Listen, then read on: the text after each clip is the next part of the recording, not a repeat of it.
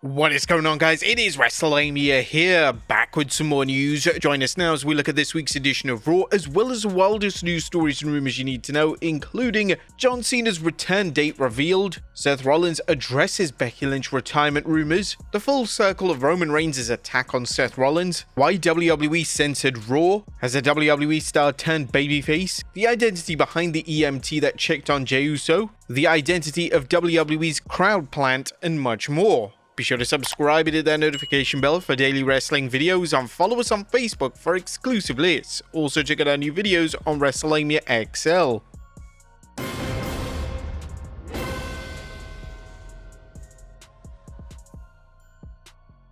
As always, we won't recap the show, but just look at the good, the bad, and the downright ugly. As always, we start off with the good as number 1, Roman Reigns returns with a vengeance. As Seth Rollins caught the break of a lifetime last night when Raw General Manager Adam Pearce and a small army of WWE officials stopped Roman Reigns from curb stomping Seth Rollins' head onto the steel steps.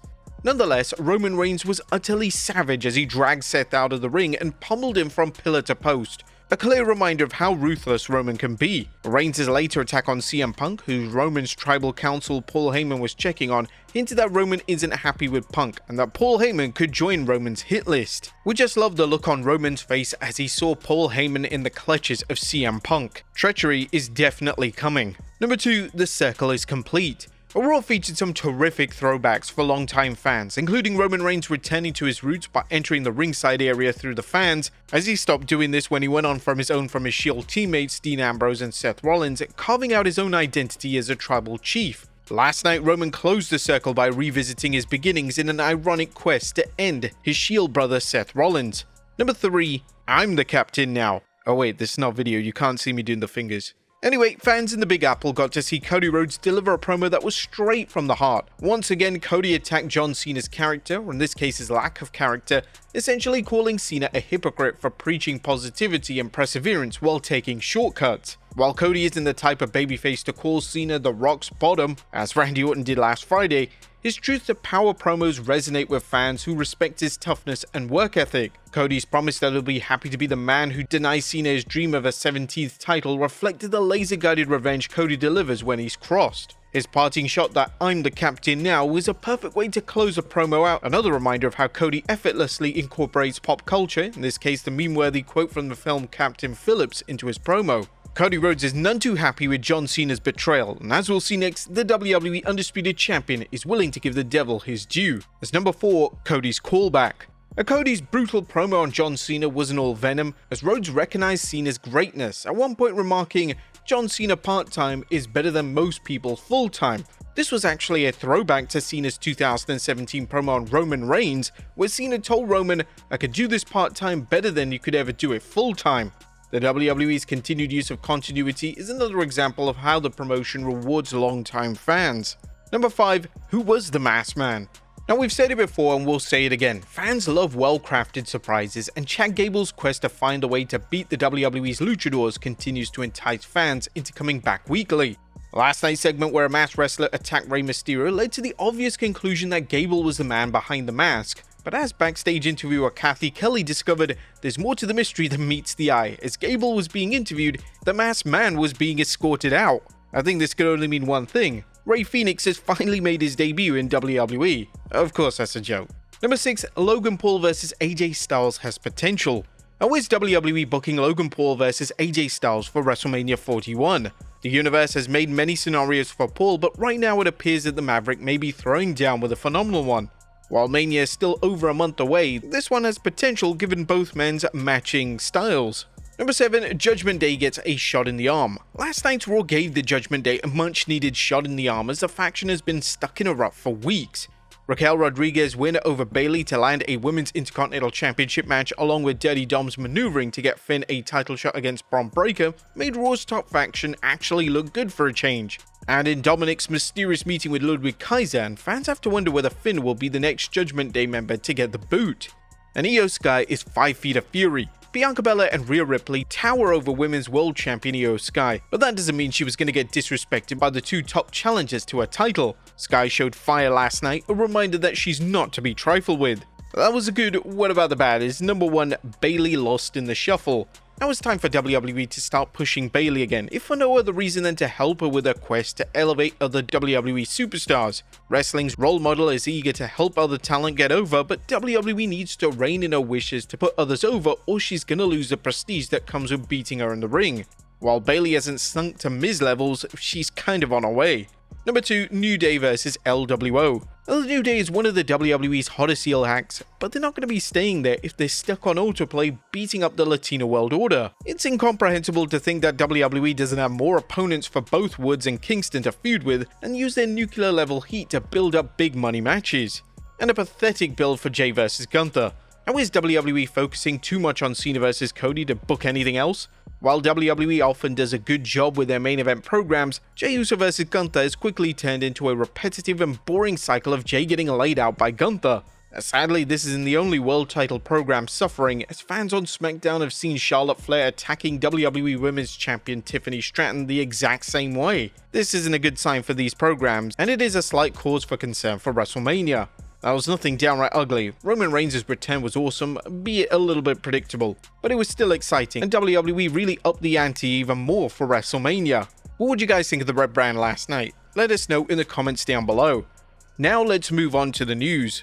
Now first story looks at John Cena's return date revealed. At top of today's news is the announcement on when John Cena will return to WWE television following his jaw-dropping heel turn at Elimination Chamber. WWE has confirmed that Cena will appear on the 17th March edition of Raw, which airs live from Brussels, Belgium. Due to the time difference, the show will air at 3 PM Eastern Time. Cody Rhodes is also confirmed for the event, which means that there will be some sort of showdown. In addition, the WWE is also hyping several matches, including Finn Balor challenging Intercontinental Champion Bron Breakker for the title. Next up, Seth Rollins addresses Becky Lynch retirement rumors. Now, was there any truth to the rumors that Becky Lynch may be retired from pro wrestling? If so, the only person who would seem to know would be Becky's husband, WWE superstar Seth Rollins. During an interview with WFAN, the Visionary discussed the rumors. She took a few months off, she did some television projects, and so she's gearing up to get ready to come back. Don't know when that's gonna happen just yet, but I mean, she is active, yes, I will not say she's retired. She's not mentioned anything about retirement. There are future plans for her in professional wrestling. Now, WWE fans keep hearing that plans are in place for Becky, but so far nothing has come up, leading to concerns she may be finished with in-ring competition. While Becky has been gone for some time now, her last appearance was on 27th May Raw, where she lost a steel cage match to Liv Morgan. But fans have seen other top female superstars take extended time off, including Alexa Bliss and Charlotte Flair, only to return. Next up, footage has been revealed of Roman Reigns' attack on Seth Rollins. A Raw featured an epic steel cage match, but the match was overshadowed by the return of Roman Reigns. Now, as we mentioned in our analysis of the show, Roman went full circle, entering through the crowd much as he did during his days in the Shield, while a video has surfaced showing Roman making his way through the crowd and toward the ring. Roman Reigns' brutal attack on Seth Rollins during last night's steel cage match between Rollins and Punk is still the talk of the wrestling world, as fans will wonder when it's going to be made official that this will be a triple threat match for WrestleMania. Next up, Paul Heyman's many roles. Paul Heyman is a man on a mission, at least judging from a new article from The Hollywood Reporter. Heyman discussed the WWE's new status as a mainstream product, noting before COVID it was a boutique industry, it was a niche, it was a guilty pleasure, and then it became a multi-billion-dollar guilty pleasure and a multi-billion-dollar boutique industry. Now with the distribution on Netflix, it's no longer boutique, now it's certified Main Street. While Heyman is known for his hype, the article noted the many hats he wears behind the scenes, including helping creative, his work as an on-screen character that lets fans know what the stakes are in the storylines, and his work helping wrestlers behind the scenes, whether it's his long run helping Roman Reigns become the tribal chief, or his current work with Bron Breakker, helping him with promos. Next up, why WWE censored RAW?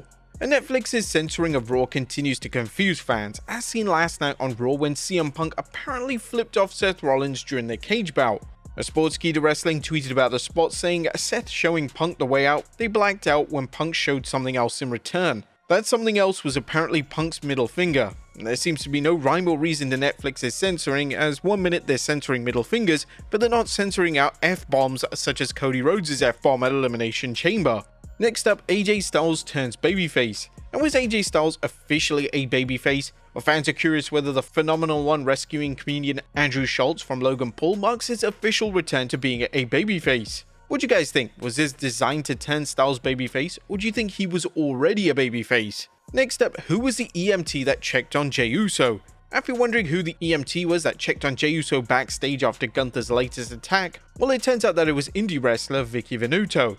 Ringside News provided background on the female talent nicknamed the Bad Chick. Vicky Venuto has wrestled in many promotions throughout her career. She's well known for competing in Pro Wrestling Magic, where she hopes to win the PWM Women's World Championship. Vicky tweeted about the segment and responded to Hurricane Helms, who asked to see her medical license. And finally, who was the WWE crowd plant? Last but not least, Logan Paul absolutely embarrassed one of the fans in the audience by ripping off his t-shirt that read "I hate Logan Paul." Our Sportskeeda is reporting on the identity of the so-called fan, who is actually a crowd plant by WWE. According to Sportskeeda, the fan was wrestler Mike Datello. The 23-year-old grappler currently competes in the Warrior of Wrestling promotion. The angle was particularly fun because Datello went shirtless for the rest of the event, selling Logan's latest jerk move. But there you have it, folks. I will look at Raw as well as the wildest news stories and rumors you need to know. Be sure to leave your comments down below, and I'll see you next time with some more wrestling content.